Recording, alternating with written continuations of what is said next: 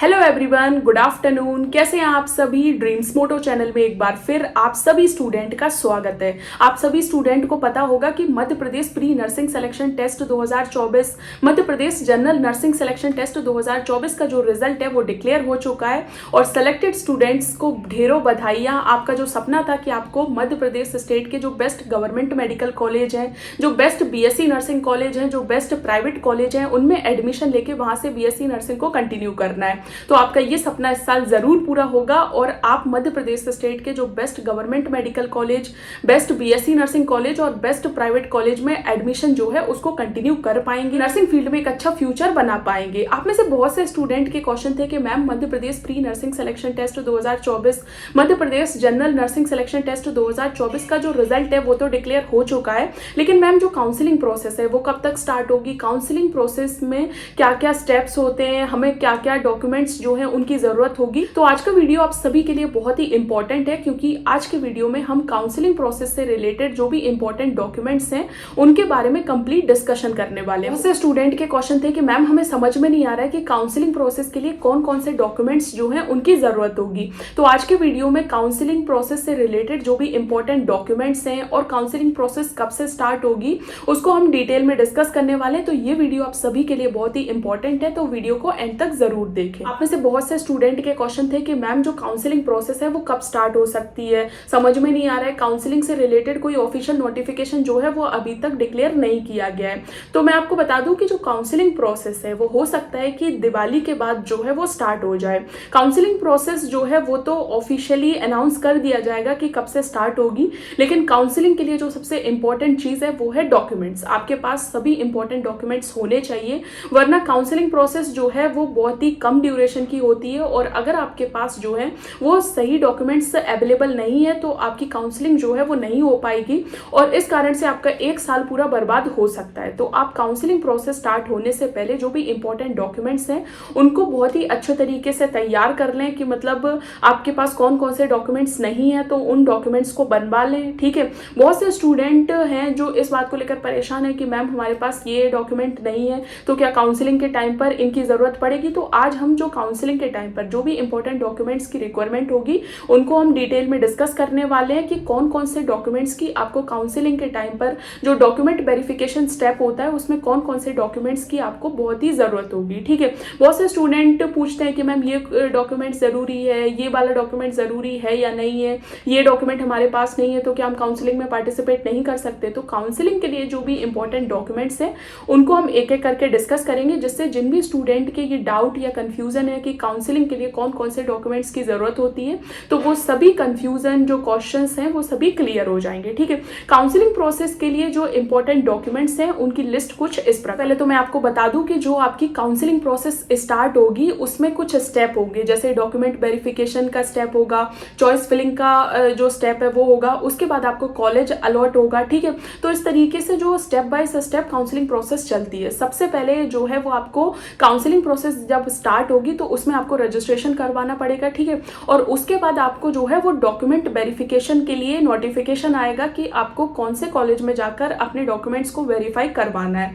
Document verification के time पर बहुत ही इंपॉर्टेंट डॉक्यूमेंट्स जो हैं उनकी आपको रिक्वायरमेंट होगी। ठीक है, तो डॉक्यूमेंट वेरिफिकेशन के टाइम पर आपको कौन कौन से डॉक्यूमेंट्स जो हैं वो लेकर जाने हैं कॉलेज में। ठीक है, सबसे पहले तो मैं एक बात बता दूं कि आइडेंटिफिकेशन प्रूफ के लिए आधार कार्ड होना चाहिए आपके पास, या फिर पैन कार्ड, ड्राइविंग लाइसेंस या फिर जो वोटर आईडी कार्ड है वो आपके पास होना चाहिए। ये सभी जो है वो आइडेंटिटी प्रूफ के लिए है कि जो पर्सन काउंसलिंग में पार्टिसिपेट कर रहा है तो उसकी आइडेंटिटी जो है वो रियल है या फिर फेक है। ठीक है, तो आइडेंटिटी प्रूफ के लिए आपके पास आधार कार्ड हो तब भी चलेगा और पैन कार्ड या फिर ड्राइविंग लाइसेंस या फिर जो वोटर आईडी कार्ड है वो है तब भी आपकी रिक्वायरमेंट जो है वो फुलफिल होगी। ठीक है, बहुत से स्टूडेंट के क्वेश्चन रहते हैं कि मैम हमारे पास जो आधार कार्ड है वो अवेलेबल नहीं है तो क्या हम वोटर आईडी कार्ड यूज कर सकते हैं। बिल्कुल, आपके पास कोई भी एक डॉक्यूमेंट होना चाहिए जिससे ये प्रूफ हो सके कि जो पर्सन काउंसलिंग में पार्टिसिपेट कर रहा है तो वो रियल है, फेक नहीं है। ठीक है, उसके बाद आप एक चीज बहुत ही इंपॉर्टेंट तरीके से समझ लीजिए, आपके पास लगभग 4 से 5 पासपोर्ट साइज कलर्ड फोटोग्राफ्स होनी चाहिए। आप हो सके तो जो फोटोग्राफ्स आपने एप्लीकेशन फॉर्म को फिल करते समय यूज की थी आप उन्हीं को लगभग 4 से 5 अपने पास रखें। हो सकता है कि डॉक्यूमेंट जब आपके वेरीफाई हो रहे हो तब उन फोटोज की जो जरूरत है वो पड़ सकती सकती है, ठीक है। उसके बाद जो फोटोज़ आप संभाल कर रखें, क्योंकि ये आपको जब आपका एडमिशन होगा तब भी आपको इनकी ज़रूरत होगी। उसके बाद जो इंपॉर्टेंट डॉक्यूमेंट्स में जो सबसे इम्पॉर्टेंट है वो है, जब आपने Madhya Pradesh pre nursing selection test 2024, Madhya Pradesh general nursing selection test 2024 का जो एप्लीकेशन फॉर्म फिल किया होगा तो आपको एक रिसिप्ट मिली होगी, ठीक है। आपको वो रिसिप्ट जो है वो लेकर जानी है जब आपकी डॉक्यूमेंट वेरिफिकेशन हो, ठीक है। जो एप्लीकेशन फॉर्म आपको मिलता है ना तो वो आपके पास होना चाहिए। बाई चांस अगर वहाँ पर मार्क लिया जाता है तो फिर ऐसा नहीं है कि आपके पास वो डॉक्यूमेंट अवेलेबल ही नहीं है और आप फिर काउंसलिंग प्रोसेस में पार्टिसिपेट ही नहीं कर पा रहे हो। तो आपके पास जो है वो एप्लीकेशन जब आपने फिल किया था तो वो जो रिसिप्ट आपको मिली थी, पूरा एक मतलब A4 साइज पेपर मिलता है, तो वो आपके पास होना चाहिए, जिससे ये प्रूफ हो सके कि आपने प्रॉपर एप्लीकेशन फॉर्म को अच्छे से फिल किया था, ठीक है। उसके बाद जो Madhya Pradesh pre nursing selection test 2024, Madhya Pradesh general nursing selection test 2024 जो आपका रिजल्ट डिक्लेयर हुआ था वो आपके पास होना चाहिए। पर्टिकुलर जो पर्सन मतलब अलग अलग जो सबके रिजल्ट हैं, आपके पास अपने रिजल्ट की फोटो जो है वो होनी चाहिए, ठीक है। और मैं एक बात और बता दूं कि काउंसलिंग प्रोसेस के लिए जो आपको जितने भी डॉक्यूमेंट्स की ज़रूरत है तो आप जो है ऐसा कीजिए कि जो भी आपके पास ओरिजिनल डॉक्यूमेंट है उनकी 2 फाइलें बनाइए। एक जो है वो ओरिजिनल डॉक्यूमेंट्स की होनी चाहिए और उन्हीं ओरिजिनल डॉक्यूमेंट्स की दूसरी फाइल जिसमें उन सभी डॉक्यूमेंट्स की फोटोकॉपी हो।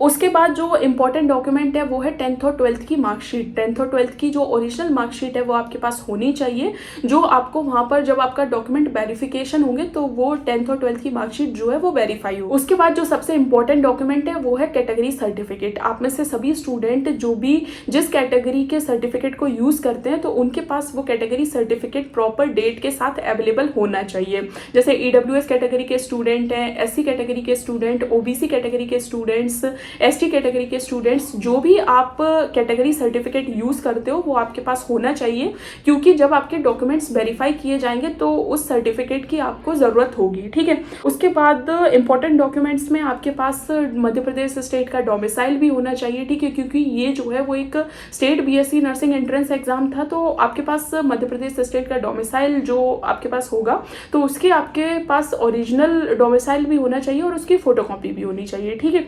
तो इस तरीके से ये सभी जो डॉक्यूमेंट्स हैं वो आपके पास होने चाहिए। जब आप काउंसलिंग प्रोसेस में पार्टिसिपेट करोगे और रजिस्ट्रेशन करवाओगे, उसके बाद क्या होगा कि डॉक्यूमेंट वेरिफिकेशन की डेट आएगी कि आपको इतनी ड्यूरेशन में डॉक्यूमेंट वेरीफाई करवाने हैं, और आप जो लिमिटेड कॉलेज हैं, मतलब जो भी आपको कॉलेज जो आपके घर के पास जो भी कॉलेज मतलब है जो उस लिस्ट में आता है, तो जाकर आप अपने डॉक्यूमेंट्स को वेरीफाई करा सकते हैं, ठीक है। डॉक्यूमेंट वेरिफिकेशन की जो प्रोसीजर होती है उसमें क्या होता है कि आपको जो भी आपके आसपास कॉलेज है उसमें जाकर आपको अपने डॉक्यूमेंट्स जो हैं उनको वेरीफाई करवाना होता है। वो सिर्फ इसलिए होता है कि आपके पास जो ओरिजिनल डॉक्यूमेंट्स हैं वो अवेलेबल भी है या फिर ये सिर्फ एक फेक काम चल रहा है, ठीक है। और हाँ, साथ साथ अगर आपके पास Madhya Pradesh pre nursing selection test 2024, Madhya Pradesh general nursing selection test 2024 का जो एडमिट कार्ड है, अगर वो आपके पास है तो आप उसको भी यूज कर सकते हैं। हो सकता है कि बाई चांस आपसे डॉक्यूमेंट वेरिफिकेशन के टाइम पर वो एडमिट कार्ड मांग लिया जाए, तो आपके पास वो होना चाहिए, ठीक है।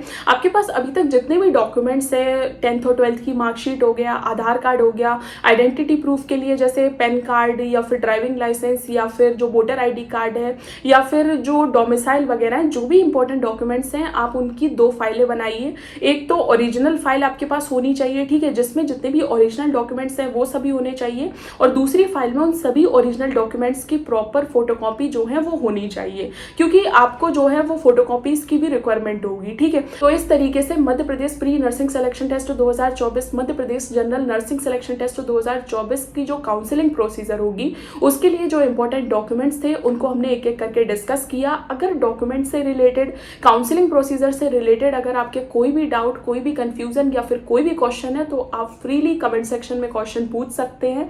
आप यूट्यूब कमेंट सेक्शन में भी क्वेश्चन पूछ सकते हैं, और ड्रीम्स मोटो इंस्टाग्राम पेज जो है, जो कमेंट सेक्शन है उसमें भी आप अपने क्वेश्चंस को पूछ सकते हैं, ठीक है। और कमेंट सेक्शन में जरूर बताएं कि आपको ये वीडियो कैसा लगा। Thank you so much for watching.